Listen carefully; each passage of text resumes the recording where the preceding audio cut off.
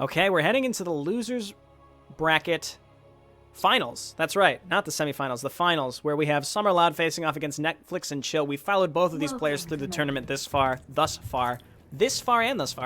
and it's gonna come down to who they pick. It's always, this is one of the most fun parts is when I see who picks who. Bottom left, summerloud, randoming and getting Kala. Upper right, getting Raiders. Raiders versus Kala, a very typical lineup this time. We have not seen Infested, and we have not seen Infested. I think Infested is the only race we haven't seen. And Infested, I think, of all of the races in HeptaCraft, has been the one that's undergone the most changes. So let's talk about it a little bit, because we've seen these two races a bunch. And you know what? Before everyone goes, oh, the same thing. Have the Kala v Raiders games that we've seen not been flippin' awesome? Okay? If we see quality games like that every time, I am happy to watch the same matchup over and over and over again. I'm just sort of preempting a straw man complainer. Nobody's complained, by the way. I don't know who I'm responding to. I don't know who's out there just being like, oh man, close the stream because it's the same matchup. Blah. I mean, come on. Both of these players showing that they're excellent with both of these. Actually, summerloud took down NetFlxNChil with this matchup specifically because of his excellent use of Psionic Storm. So let's see if he can do the same this time, or perhaps NetFlxNChil will do a bit of a bio rush and try to take him down early. This map is an oldie. Definitely. You got that really safe expansion in the back. Very, very open for Nerazim to take advantage of, as we saw summerloud do against Scaphism, which was a really cool game, which was Nerazim versus Covenant. Good to see everybody in good spirits. All the players have been in great moods today. Very happy to see. We got our little Morv moving across the map to scout out. And if you're new to the stream, you might think, hey, what the hell? Why are you using that to scout? It does not mine. It's used specifically to repair as part of the Raiders faction. There are no mules at all. Those have been removed. And I think, well, I'm happy about that. I don't want to say everybody's happy about that, but I'm happy that there are no mules. All the macro mechanics from town halls in StarCraft 2 are removed in HeptaCraft. Instead, they've all been replaced by some sort of utility or defensive mechanic. So for Raiders specifically, they're less defensive and more utility. They still have supply call down, but they've got those morphs. You can call those down wherever you have vision. Use that energy and just repair the crap out of all your mech units, because you're very likely going to have a bunch of Goliaths and tanks or something like that, which will allow you to increase the longevity there. And then scanner sweep, which is pretty standard. Very utility. Probably the most utility of any of the town halls. Compared to Kala, which I would say they have arguably the weakest town hall defensive mechanic. It can be used very effectively, but Stasis Ground is cool and can be used effectively. I'm not like calling out Summerloud. I mean, like, you need to make Stasis Ground better. But I think it's weak compared to Mend of Swarm, and I think it's weak compared to Orbital Strike, and I think it's weak compared to Nerazim Shields. That's just my opinion, but it also depends on how you use it. Stasis Ground is wonderful against harassment. I don't think it's gonna save you the game if you use Stasis Ground and Stasis like 50 Marines. Like, it's not gonna save the game for you. But what it will do, it might Stasis 2 Predators that are about to destroy your entire worker line, which you then transfer to your expansion, which may or may not have defense down there. So in that case, in that way, it's very, very strong because it buys you that time, that delay that you need. Raiders, on the other hand, has nothing like that. Raiders is very sneaky. They have cloaked drop ships. You have to research it, but it's pretty neat. Oh, the repulsor gets through! Wow, I did not expect he would make it through a fully loaded bunker, but Summerloud just bombed right in there. Didn't quite kill that SCV before it could finish off the making the orbital command. And this repulsor's like, oh fuck, where do I go? What do I do? But it is very quick. If it starts running, get him out of there. Nope, never mind. Repulsor dies, but it did kill one SCV. For the cost of Terrazine it's hard to justify. That early Terrazine is very important, especially later in the game when you really want some important upgrade, like instant return to turn your Zealots straight into Dragoons. That's a Terrazine. That's a Terrazine upgrade. And if you use too much Terrazine at the beginning, well, oh well, you can't get that when you might really need it. So you got to make those early Terrazine harassment units worthwhile. So you'll notice all of the early harassment units, I think even Reapers, yeah, all the early harassment units cost Terrazine. Adepts cost Terrazine, Reapers cost Terrazine, Predators cost Terrazine. All those really fast annoying units cost Terrazine. So it makes it makes you think twice, but, you know, before you just make like a billion of them and think like, oh, I'm just going to kill all their workers and win. So in that way, HeptaCraft, it changes the mindset of harassment and worker harass to the point where you really have to make it work. So it's high risk, high reward. It's not just something that everybody does every game, which really changes the way that the game is played and viewed. And it leads to people getting siege tanks pretty early, like this, as opposed to just making 6 Reapers and trying to just wipe out a worker line. You see a lot less, quote, cheese. There's a lot of cheese opportunities, but it doesn't revolve around harassment, in my opinion, which I think is wonderful, at which point I don't really consider it cheese, I just consider it a really neat little strategy. Picking off an observer there is a big deal. Let's start looking at the production tab, because I just went on a bizarre tangent there that has nothing to do with the current game. Okay, missile turrets, fast missile turrets for NetFlxNChil. I don't know if he's expecting air attacks. I don't think he has any reason. I don't think he saw a Stargate or anything like that, but he does know that there's observers, and he wants to make sure that summerloud isn't seeing too much right here. Summerloud scouting the whole map. Perhaps, I think he's setting Dragoons up here to be on the lookout for any dropships, which is quite smart. He's setting them all up around the sides, and it's kind of an expensive scout, but it will be very worth it. But here we go, NetFlxNChil moving his tanks up. I thought he was going to move out to attack here, but then I realized he only has 5 Marines, but instead moving up so that he can take his 3rd base. Both players taking their 3rd base. And we've got Zealots, Dragoons out for Summerloud. Supplies are relatively close. Incomes very, very close. Harvesters very close. I think we saw 2 workers go down to that repulsor. So overall, this game has not really even started winding up yet. Both of these players relatively passive in the early game. Summerloud tried with the repulsor. The repulsor is Kala's only real early game harassment tool. Excuse me, and it's completely hamstrung by walls. It can't move up and down like a raptor could. Oh, and down goes an observer. That's a lot of gas to lose early on. But I suppose he did see where the defensive line has been moved to. Very fast High Templar. Look at that. It's both players basically letting each other tech up like crazy. We have Banshee speed, and we have building floating speed, sure, and spider mines coming out. I'm not sure if ion thrusters are already done. We can check in a moment. But here come the Banshees. We've seen NetFlxNChil use Banshees against Summerloud quite effectively in the past, but Summerloud does have the opportunity to make observers this time. These Banshees might be a little too late to be very effective, but never say never. Super hit Justin Bieber blockbuster film documentary. Never say never to these types of Banshees coming around, and if Summerloud just doesn't react quickly, he's going to lose a lot of these workers. He doesn't have any cannons set up or anything like that, so this could go really, really poorly. But what do we have here? We have 1 High Templar and 3 Zealots in a shuttle. Both players going to attack separately. The issue is Summerloud's going to get distracted, and he's going to want to have to react to these Banshees very, very fast, which he's doing. But at the same time, he's still going for the drop. So it's really like how much attention can he pay to both things? I want to look at both of these things.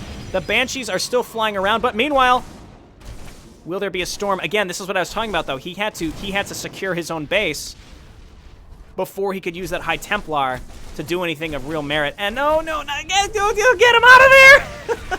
Throw down a storm. Okay, well, he did throw down 1 storm. That is a big storm, actually, getting a lot of damage on those mech units. And that's tricky. That's tricky for anybody that's not a very, very high-level player to pay attention to. You're getting harassed, specifically by Banshees, with friggin' shockwave missile batteries that can kill your workers in a line like this really fast.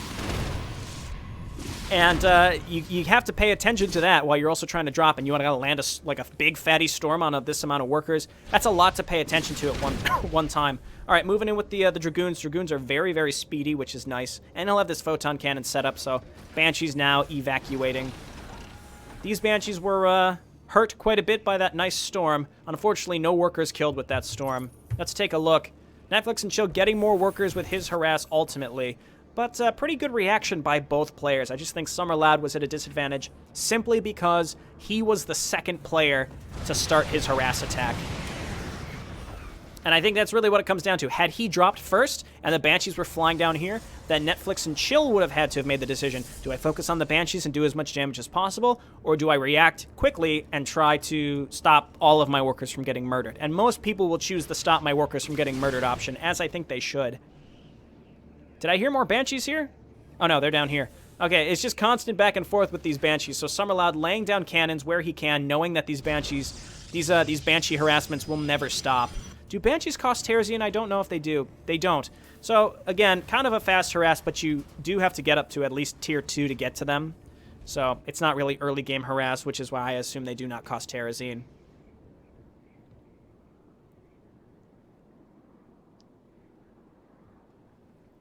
Okay, taking a bit of water there. And let's take a look at what's going on here. I do like how NetFlxNChil uses a lot of different raider forces. I mean, he sticks towards mech and air forces, which is cool. He makes Banshees not just to harass, he actually includes them when he goes and attacks, which is cool. And it looks like he's using most of his energy for scans, because he could use Morphs to repair here. But he doesn't have to. And we have a Kala Pylon here just to block this expansion. Interesting, because he does know that that's... that'd be pretty far for Netflix to go for, but he's blocked both. So the 4th bases are completely blocked here for NetFlxNChil, which is going to, at the very least, require him to place his army in different spots. And could end up making a bit of a difference. Okay, and he's sending out more Banshees to attack. There's pylons all over the place, though, that are going to spot these. So this is what I was talking about with him. It can get expensive just laying down pylons or leaving leaving Dragoons around, but it gives you that vision that you need. And now he knows there's Banshees up here, so he's going to split his forces, or not split them, but just move them down, knowing that there's incoming Banshees. So really well done. He's actually moving up there to take his 5th base, actually. So summerloud, mass expanding while blocking the expansions of NetFlxNChil, but NetFlxNChil has continued to be incredibly made incredible use of these Banshees. Ooh, double Stargates in the back. The question is, will the Banshees see them before they get laid down? Or rather, after they get laid down, because that would provide really crucial scouting information. The Banshees are basically trapped. Yep, kind of trapped. Those cannons are able to hit them, sort of. Everybody knows that this is always just the worst. There's no feedback or anything like that. Banshees now gone, but again, it forced summerloud to completely move his army to where it was. +2 finishing for Mech, for NetFlxNChil, who has a giant Mech army here. He's going to start that push at any minute now, and what does summerloud have against this? He's getting instant return, which will beef up his Dragoon numbers as the Zealots all get thrown into the meat grinder. But does he have charge? It looks like, not charge, but Zealot speed. It looks like he does. Yes, he does. So he's got the Zealot upgrades that he needs. He's got the High Templar. I don't see any Archons, but we do have Charon boosters and multi-lag weapon systems coming out for Goliaths. Did he spot those Stargates? He must have seen them. He didn't. So he's getting Goliath upgrades, even though he doesn't know to expect air units, which is an interesting choice. But I think maybe at this point he realizes he's committed to mech, so why not? Really good storm there on the Vultures. Really good storm there on the Vultures, and he's got a lot of energy here to continue storms. Storms, they do a lot of damage, but it's over time. In HeptaCraft, like, it's not as concentrated in HeptaCraft, whereas in vanilla, storms just kill you instantly. Like, there's no real time to get out of them for the most part. You get hit with it, and it's a huge amount. You have a lot of an opportunity to dodge here. I think Summerloud's in a bit of trouble here. He's trying to poke in and out and do what he can. Does he have enough? He has a lot of money, a lot of minerals, but he doesn't quite have enough gateways to just pump out as many units as I think he will want to. He's got a scout. What's he using scouts for? Scouts have warp jump. That's a cool thing. Okay, what's going to happen here? Now, I will say, those Goliaths are not on the field yet. So scouts going to be pretty darn good here. Summerloud letting his 3rd or /4th base go. But there's no real anti-air here. And it looks like Summerloud is going to want to trade. He's got to be careful of these groups of spider mines, but it looks like he's going to want to trade against whatever's happening here. He knows he's going to have trouble against this amount of tanks. So until he gets a lot of scouts out, he's not going to be able to do anything, and he doesn't have the gas income to make more scouts because they're expensive as fuck, just like they were in the original game. So he's doing his best now to push in here, but he may be in major trouble as he tries to push in. His units have been severely whittled away, and NetFlxNChil pushing in. There's an enormous amount of supplies somewhere on the map for Summerloud. It looks like it's all just sort of spread around the map. He tried to do a counterattack, but it wasn't quite enough. But now we do have High Templar coming across the map. What is all that supply in right now? It's got to be workers. Yeah, only one scout on the map. This is tough. Corsairs could have been a good option. I want to point out that Kala actually can make Corsairs, and Nerazim make Phoenix, just because Summerloud felt that those fit those factions, those respective factions, a bit better. And I agree, but without those types of units to nullify the tanks, That's what's causing a huge amount of problems. But look at this. Summerloud wants to hang on. Summerloud wants to hang on. And until this base gets found, he's going to fight. So he's got these Dragoons. They're actually blocking. He could get more Dragoons, but he can't get them out right now. There we go. And the Dragoons are being warped in from dead Zealots. It's based on the amount of energy. So you can have a max of 7, but that's how you could just keep making Dragoons. It's a really, really good way to reinforce your army quickly. So that instant return is a great Terrazine upgrade. I think some people don't get it, but we've seen Summerloud use it, and it works fairly well. More Goliaths on the field, just a full mech loadout here. He's got the multi-lock and the Charon boosters. So, as typical of NetFlxNChil, you look at his arm and you think, oh, he got whittled away. Oh, wait, he just rebuilt the whole thing. And he's got a good amount of money and good income at this point. Both players, well, he's supply blocked, and Summerloud, though, has a supply disadvantage. And there we go, and Summerloud able to push out. He does have more scouts now and may be able to use those to some decent advantage, even though they're very poor in terms of ground attack. If he can use those to destroy tanks, whatever he needs to do. And all these new tech structures, not tech structures, but all these new structures. Pretty good dodge there from NetFlxNChil. And here the Goliaths, they did pick up the scouts, but they did run into the cannons and take some damage. And once again, Summerloud kind of holding on for dear life. He's doing a good job, but I think NetFlxNChil just has his macro down pat. You got another big group of vultures here ready to reinforce on the dime as Summerloud, again, trying to hold on. He's getting his air weapons maybe a little too late right now. Those Goliaths were very well timed. Suspiciously well timed. I'm just kidding. All these players, again, they're in good spirits. There's no stream sniping going on here. And this amount of tanks, it's hard to hang on to until you have some sort of air unit that can nullify them, or enough Zealots. Enough Zealots that can really make it work. And it's just hard to have enough Zealots to get on top of these tanks, and if you lose the small amounts you do have, then you can't ever get that critical mass to get on top of them. Spider-Mine's still around the map. What's going on here? Destroying debris? Oh, because that pylon, that's Summerloud striking from the grave. He does still have High Templar with enough energy to storm once or twice. It's not a joke. They can definitely do a lot of damage, especially to tanks that can't move, but they do have fast siege, so they can get in and out of siege mode a lot faster. Oh, he's High Templar. Oh, it's so hard because it's all he's got, but it's just not quite enough. As you can see, Storm is good, but it's not quite enough to get rid of all the tanks. He just did so much damage. He killed like 5 tanks with a couple High Templar, and the High Templar is still alive. Summerloud, again, fighting tenaciously, but on the back end of this, NetFlxNChil just has the ability to remake all of this, finally getting rid of that annoying pylon. Got rid of the one over here as well. Not moving his command center, but I think he may not have to at this point. Summerloud down to 3 bases, trying to resaturate these bases. His main base still has a decent amount of mineral patches left, so there's not much of a reason to. He's got to be careful of this. If he does get back on his feet, he may be in major trouble because his probes could get killed by spider mines. Here's his main army, but it's mostly vultures. That's good against Zealots, but not Dragoons. We do see 3-3, and here's an Archon out right now. Can certainly provide a lot of tanking. I don't think it's quite like Ultralisk level tanking, but it is pretty darn good, and it does a lot of damage, so that's pretty darn good. Again, it's doing its best. There's not much that does great damage to Archons, except, well, getting targeted down by 50 units at the same time. Again, Summerloud is doing his best. He's got a Colossi out, too, that just got hit with some spider mines, but he's moving across the map. He's trying. Let's just watch. Hopefully we can see a big massacre of workers here.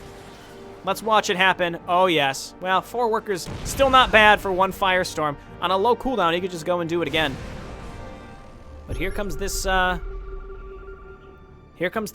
He's just looking around for other bases, and Summerloud says, I don't have any other bases, okay? You've bled me dry. And Summerloud deciding to GG. He sees the army coming in and knows. Oh, but 1 firestorm there could have been all it took. Not all it took, but it could have been cool.